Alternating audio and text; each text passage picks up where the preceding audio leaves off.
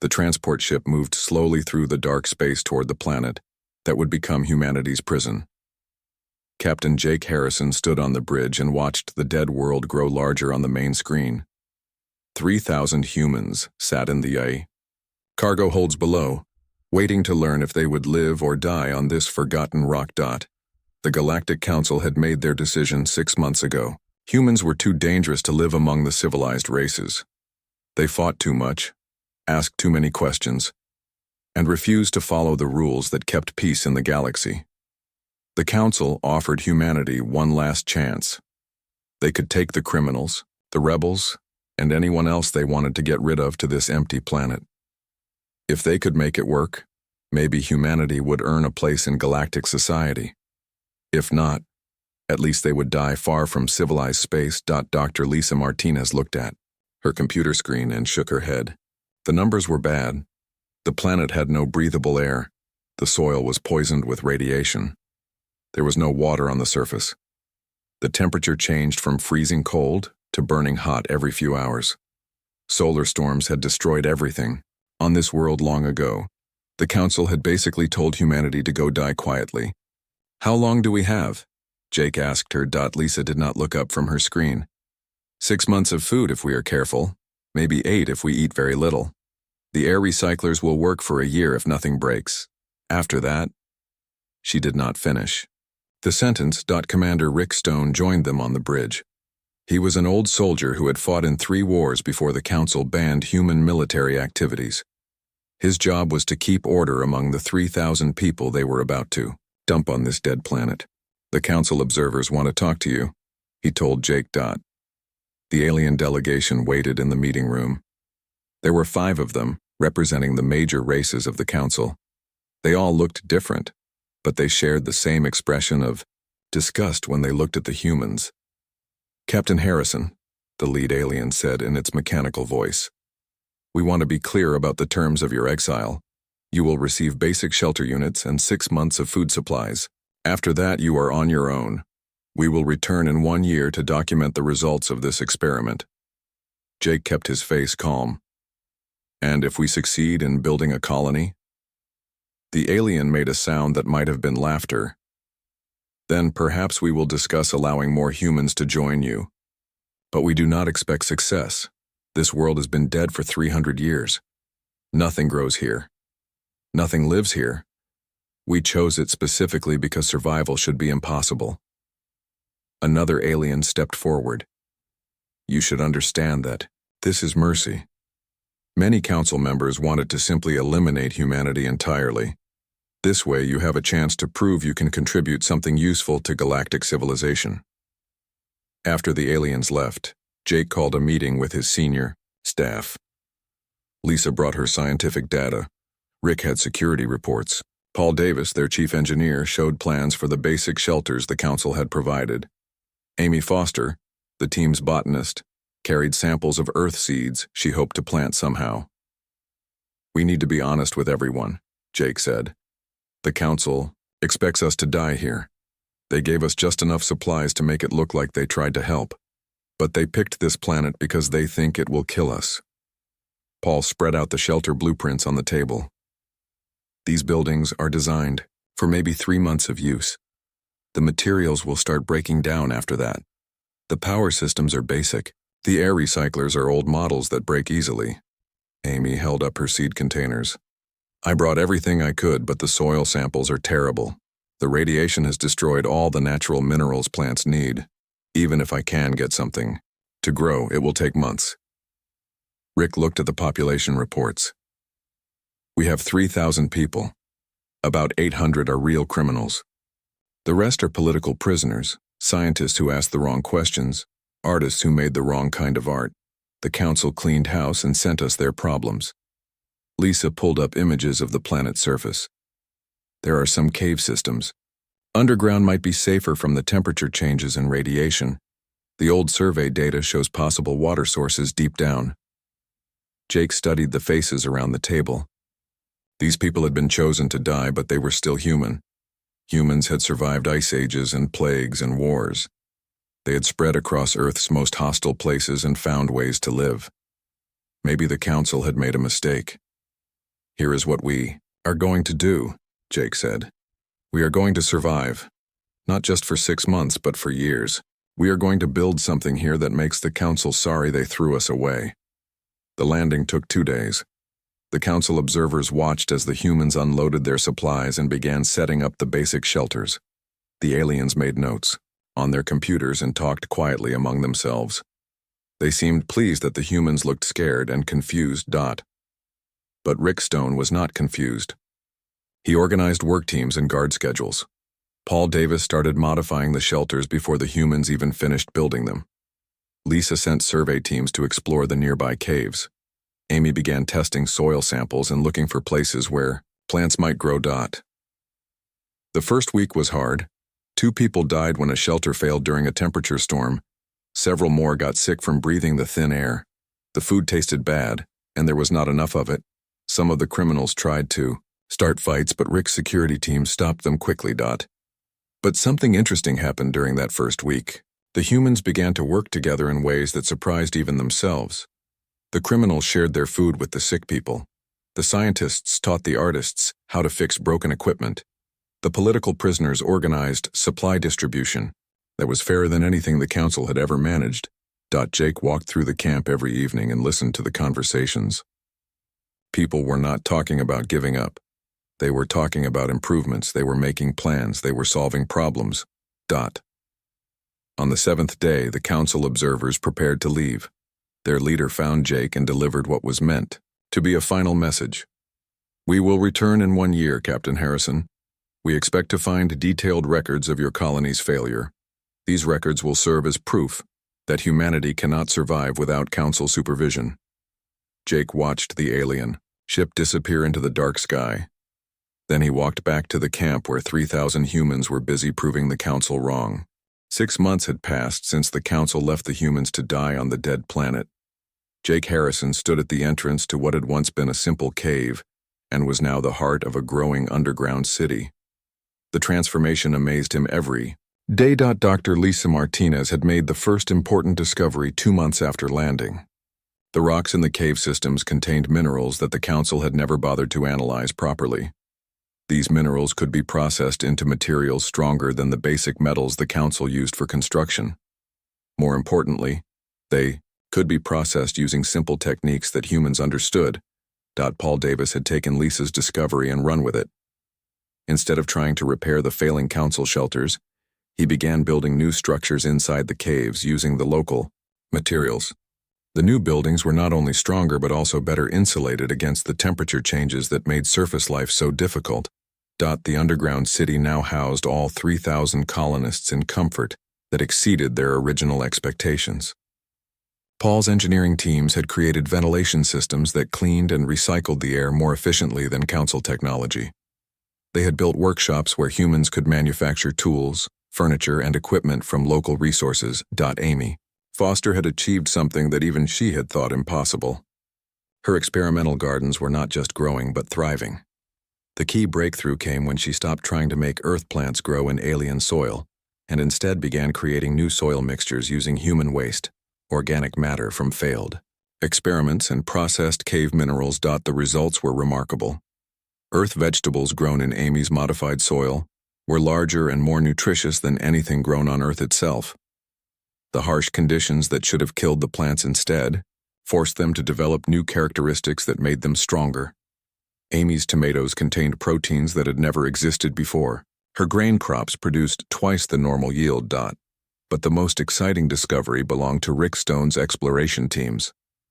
While mapping the cave systems for Paul's construction projects, they had found something the Council survey teams had missed completely. Deep in the planet's crust were ruins, ancient buildings and machinery left behind by whoever had lived here before the solar storms destroyed the surface. Rick led Jake and Lisa through the newly discovered sections of the ruins. Their flashlights revealed corridors carved from solid rock, chambers filled with strange equipment, and walls covered with symbols that no human could read yet. "The construction is incredible," Paul said, running his hands over the smooth stone walls. This was built to last. Whatever happened to the surface, they knew it was coming and they prepared for it. Lisa studied the symbols carved into the walls. This is not random decoration. This is technical documentation, instructions, plans. If we can figure out how to read it, we might learn how they survived down here. Amy knelt beside what looked like growing containers built into the rock floor.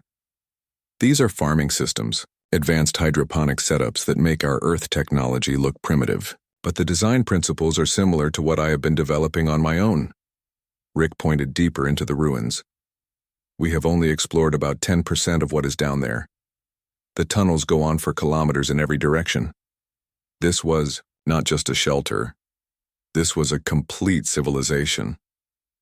Over the following weeks, the human teams worked to understand the alien ruins.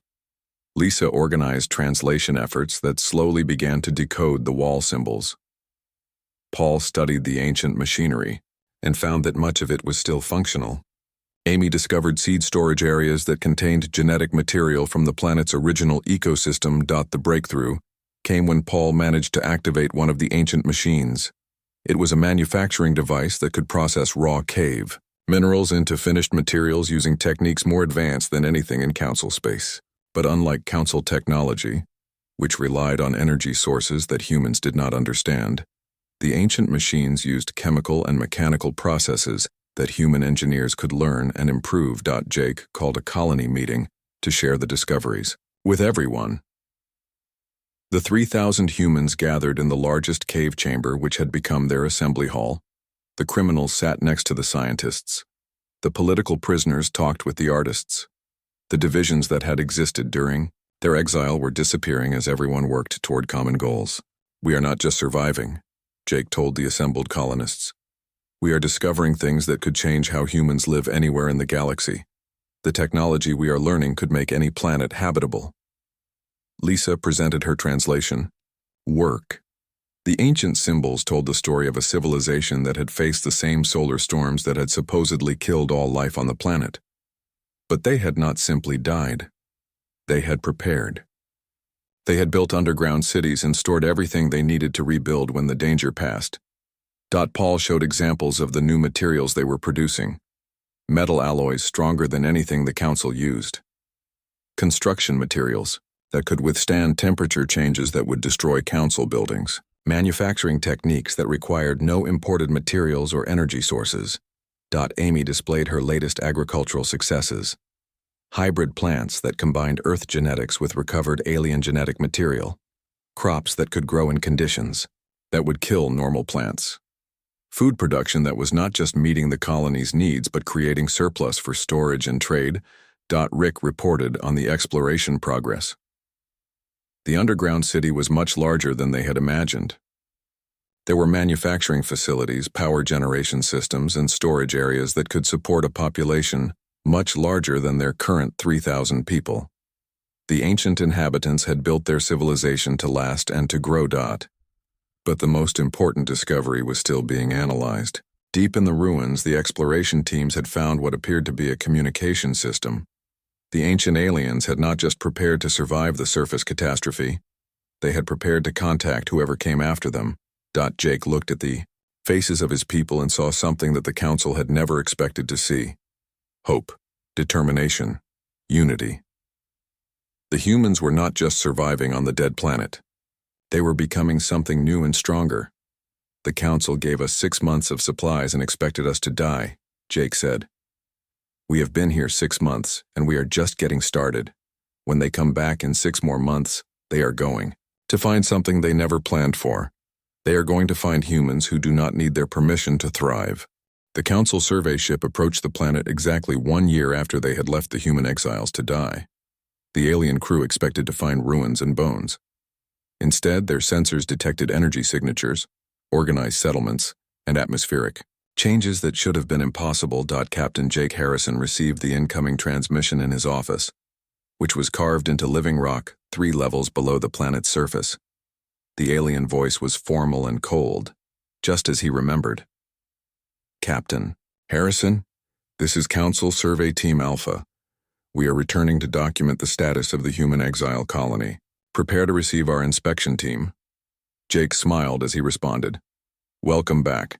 We have prepared a full presentation of our progress. I think you will find the results interesting. The council team that landed 3 hours later consisted of the same 5 aliens who had supervised the original exile. They wore environmental suits and carried recording equipment. They clearly expected to find desperate survivors clinging to life in failing shelters. Instead, they found Dr. Lisa Martinez waiting for them at the entrance to a domed structure that had not existed a year ago.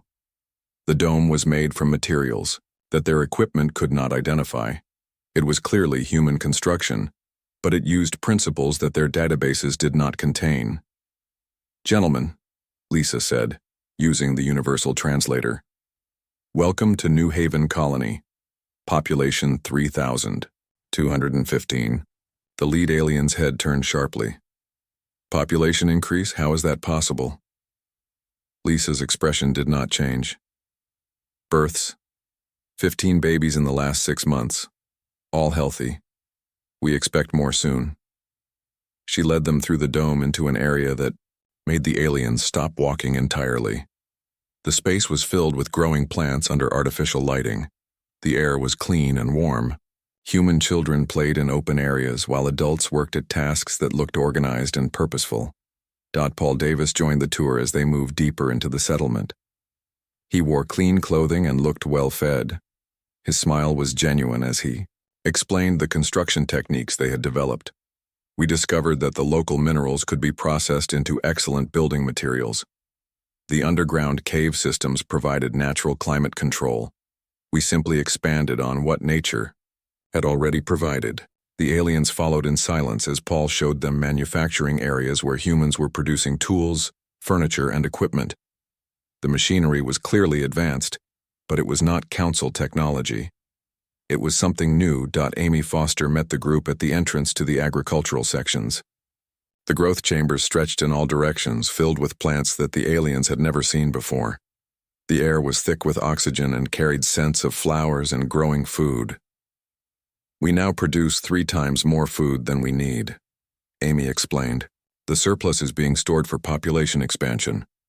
We have also developed new plant varieties that grow faster and contain more nutrition than their Earth ancestors." One of the aliens finally spoke. "This is impossible.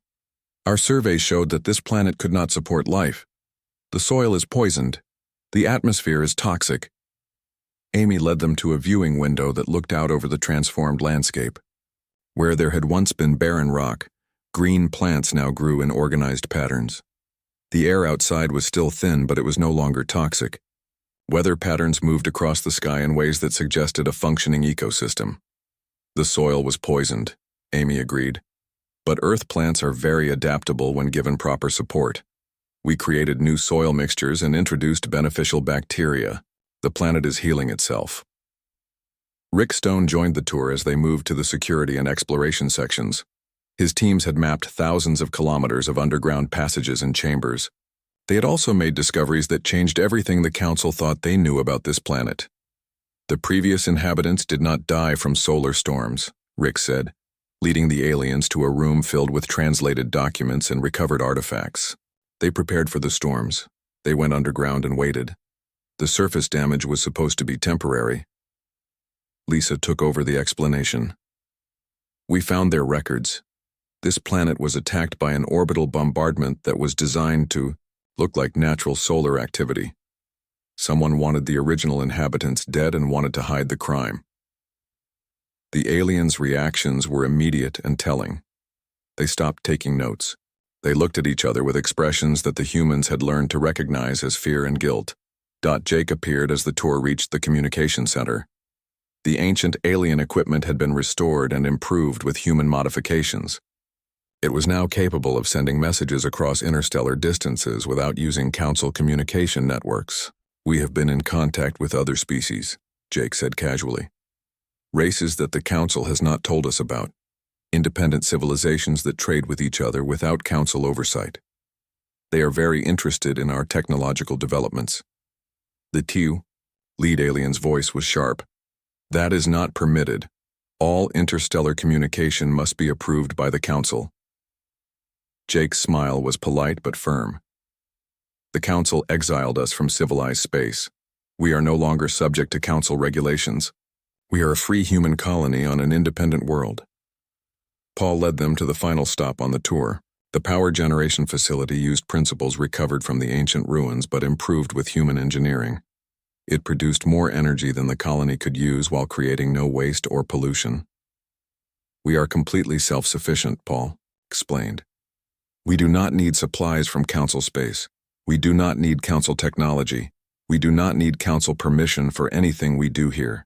Amy showed them the genetic laboratories where human and alien plant material was being combined in ways that created entirely new forms of life. The results were beautiful and functional, producing everything from building materials to medicines. "We have learned to work with natural systems instead of fighting them," Amy said. "The results exceed anything we achieved on Earth." Rick presented the defense capabilities that the colony had developed. The ancient ruins had contained weapon systems that could threaten orbital targets. The humans had not only learned to operate them but had improved their effectiveness. "We can defend ourselves," Rick said simply. "Anyone who wants to trade with us is welcome. Anyone who wants to threaten us will regret it." The Council inspection team completed their survey in stunned silence. They had expected to document human failure, and instead found human success beyond anything they had thought possible. The dead planet was alive again, and the humans were responsible. As their ship prepared to depart, the lead alien delivered what was clearly meant to be a threat. "The Council will review these findings. Changes this significant may require intervention." Jake's response was broadcast not just to the departing ship, but to every communication receiver within 50 light years. "The Council is welcome to try, but they should remember that they are the ones who taught us that humans can survive anywhere. We are grateful for the lesson." The emergency session of the Galactic Council convened 3 days after their survey team returned from the human colony. Representatives from 12 major species filled the Great Chamber, their various forms united in expressions of concern and disbelief. The survey team leader presented findings that challenged everything the Council thought they knew about both humans and the planet they had chosen for exile. Energy readings showed industrial capacity that rivaled established Council worlds. Biological scans indicated a functioning ecosystem where none should exist. Most disturbing of all, the humans were actively communicating with species outside. Council authority. Dr. Lisa Martinez had spent months decoding the ancient records found in the deep ruins. What she discovered changed not just human understanding of their new home, but their view of galactic history itself. The symbols told a story of genocide, lies, and cover-ups that stretched back centuries. The planet was called Ketha Prime, Lisa explained to Jake and the colony leadership. It was home to a species called the Ketha, who developed advanced technology based on biological and chemical processes rather than pure energy manipulation. They were peaceful, but refused to join what was then called the Galactic Order. The ancient records showed that the Ketha had been given the same ultimatum that humanity had faced: submit to Order authority or face consequences. Unlike humans, the Ketha had chosen to fight. Their biological technology made them formidable opponents, capable of creating weapons that could threaten order ships and installations. Rick Stone studied tactical records that the Ketha had preserved in their underground archives. They lasted almost 50 years in active resistance. The Order could not defeat them in direct combat, so they changed tactics. They used orbital bombardment to mimic natural solar storm activity. The bombardment had been designed to destroy all surface life while making the planet appear naturally uninhabitable. Council surveys conducted centuries later had accepted the cover story without investigation. The dead world became a useful dumping ground for unwanted problems, including humans. But the Ketha had prepared for exactly this scenario. Their underground cities were designed to survive orbital attack and maintain their civilization until the surface could be restored. They had stored genetic material from their entire ecosystem, along with the technology and knowledge needed to bring their world back to life. Paul Davis had become fascinated with Ketha engineering principles. Their machines were built to last centuries and to be repaired and improved by whoever found them. They had anticipated that someday another species would discover their ruins and need their technology to survive. "They left us everything we needed," Paul told the colony assembly. "Not just machines and materials, but instructions. They wanted their knowledge to survive even if their species did not. Amy Foster had made perhaps the most remarkable discovery in the deep genetic archives. The Ketha had not simply stored their original ecosystem.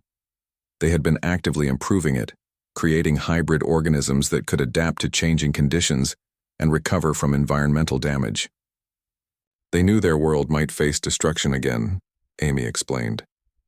So they designed life forms that could rebuild faster and stronger after any catastrophe. The plants and animals we are recovering are not just resistant to damage. They actively repair environmental problems. The implications were staggering.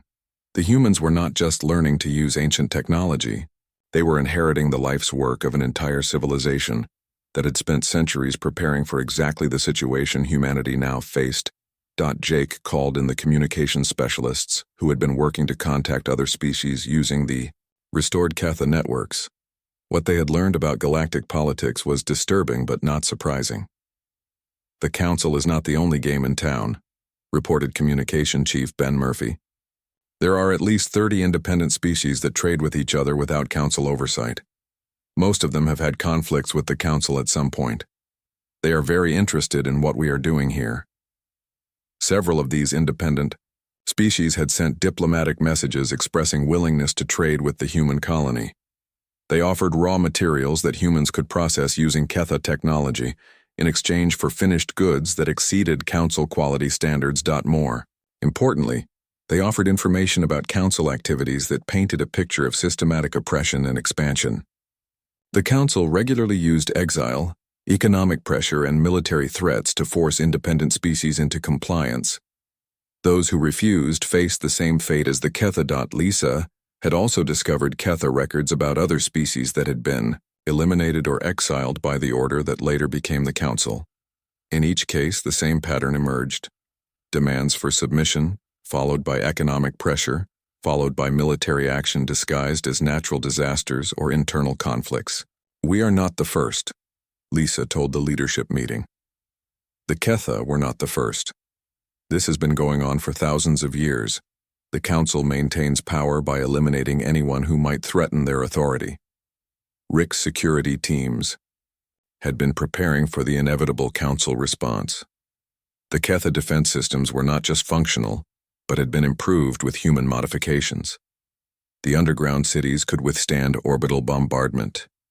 The manufacturing facilities could produce weapons and equipment for extended conflict. They will come, Rick said with certainty.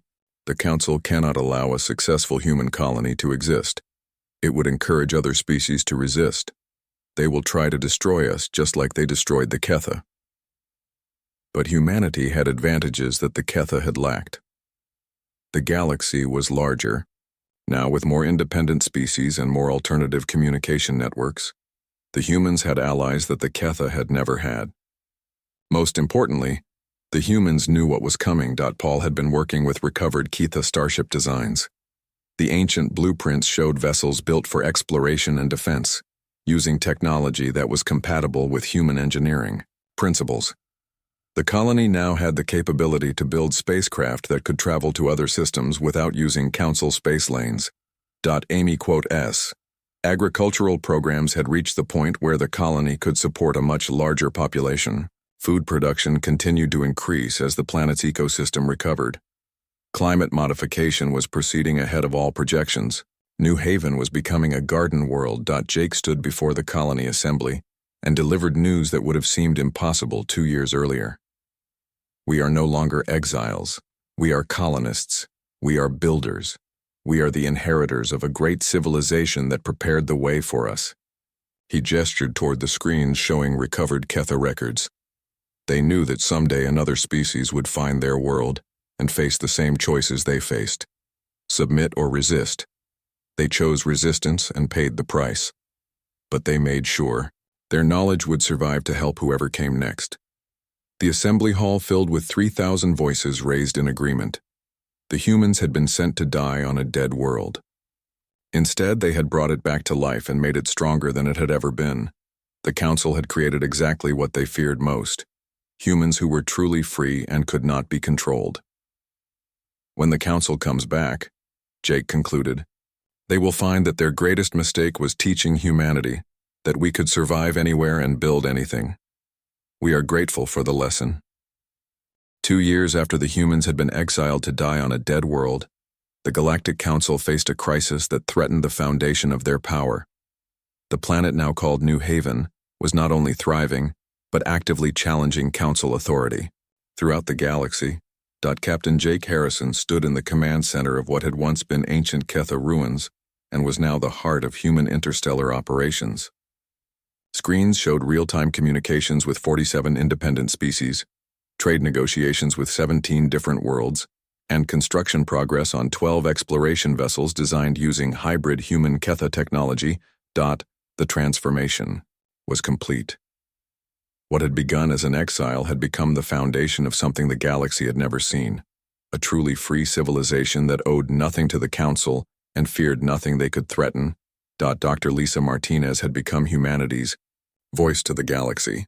Her daily broadcasts shared scientific discoveries and technical innovations freely with any species that wanted to listen.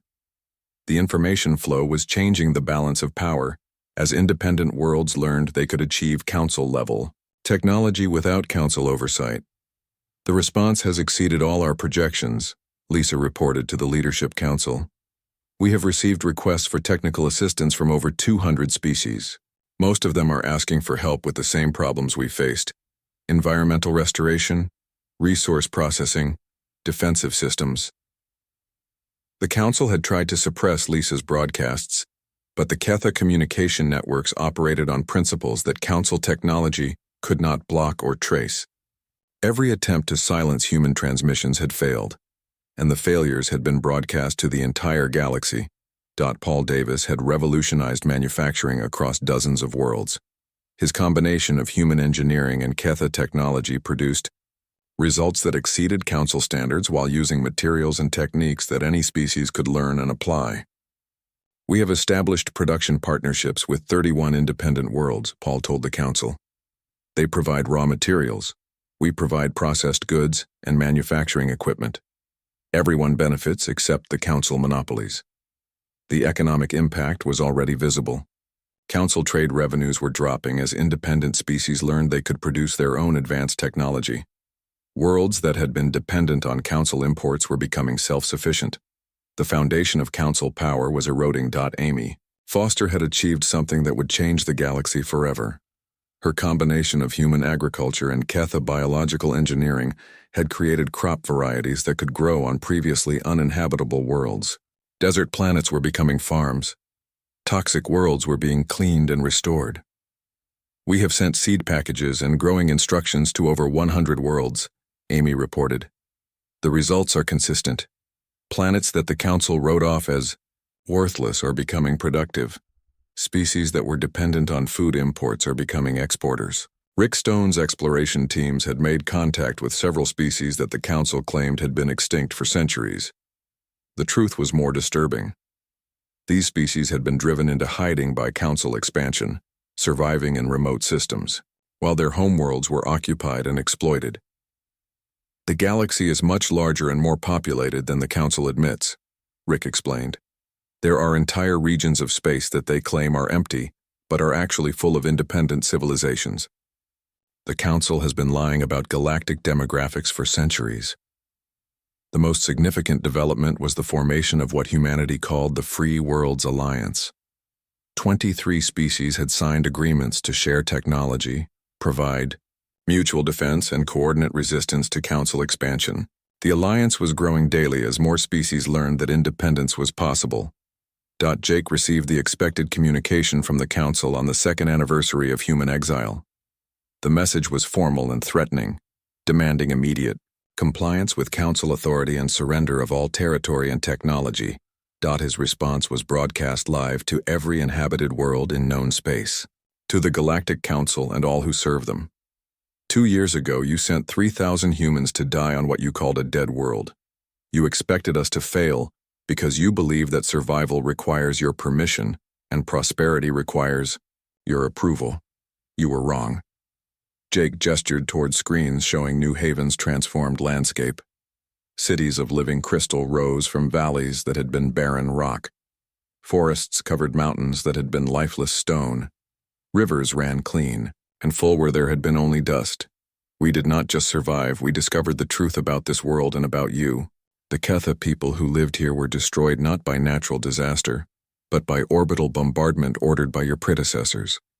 They were killed because they refused to submit to your authority. The broadcast continued with evidence that Lisa's teams had recovered from the deep archives. Records of other extinct species, documentation of council expansion techniques, proof of systematic genocide disguised as natural disasters or internal conflicts. But the Ketha prepared for exactly this situation. They left us the tools and knowledge we needed not just to survive but to rebuild their world and carry on their work. They knew that someday, another free people would need what they had learned. Amy appeared on screen to show the agricultural miracles that were transforming not just New Haven but dozens of other worlds. Plants growing in impossible conditions, ecosystems recovering from centuries of damage. Worlds becoming gardens where there had been only wasteland. Paul demonstrated the manufacturing capabilities that were breaking council economic control. Machines that could turn any raw materials into advanced technology. Production techniques that any species could learn and use. Quality that exceeded council standards at a fraction of the cost. Lisa presented the scientific discoveries that were revolutionizing galactic understanding of physics, biology, and engineering. Knowledge shared freely with anyone who wanted to learn. Research that advanced the common good instead of serving private profit. Rick showed the defensive capabilities that made council military threats meaningless. Weapons systems that could protect entire planets. Detection networks that could track ships across interstellar distances. Alliance fleets that could respond to threats anywhere in the galaxy within hours. The age of council domination is ending, Jake announced. Not because we conquered them, but because we proved that their control was never necessary. Free peoples, working together, can achieve more than any empire built on submission and fear. The broadcast concluded with an invitation that would reshape galactic civilization. To every species that values freedom, to every world that wants to control its own destiny, to every people who refuse to kneel to tyrants. Join us. The galaxy is large enough for all of us to prosper. The Council's response came within hours. A fleet of warships moved toward New Haven with clear hostile intent. But they never arrived. Alliance defense networks detected them while they were still days away. Independent species that had suffered under Council rule for centuries were ready. The Battle of New Haven lasted exactly 47 minutes. Council ships found themselves facing not just human defenses, but coordinated attacks from Alliance forces throughout the galaxy. Worlds that had been peaceful for centuries revealed that they had been secretly preparing for exactly this moment. When the shooting stopped, the Council fleet had been captured, not destroyed. Their crews were treated with the same mercy that humanity had been shown. Exiled to a world where they could learn to survive without enslaving others. Jake's final message to the galaxy was simple. The Council taught us that humans could survive anywhere and build anything. We are grateful for the lesson. We will spend the rest of our lives teaching that same lesson to anyone who wants to learn it. 5 years later, ships carrying human crews and alien volunteers departed New Haven for distant stars. Their mission was to find other impossible worlds, other supposedly dead planets, other places where freedom could take root and grow. The galaxy would never be the same. And humanity was just getting started.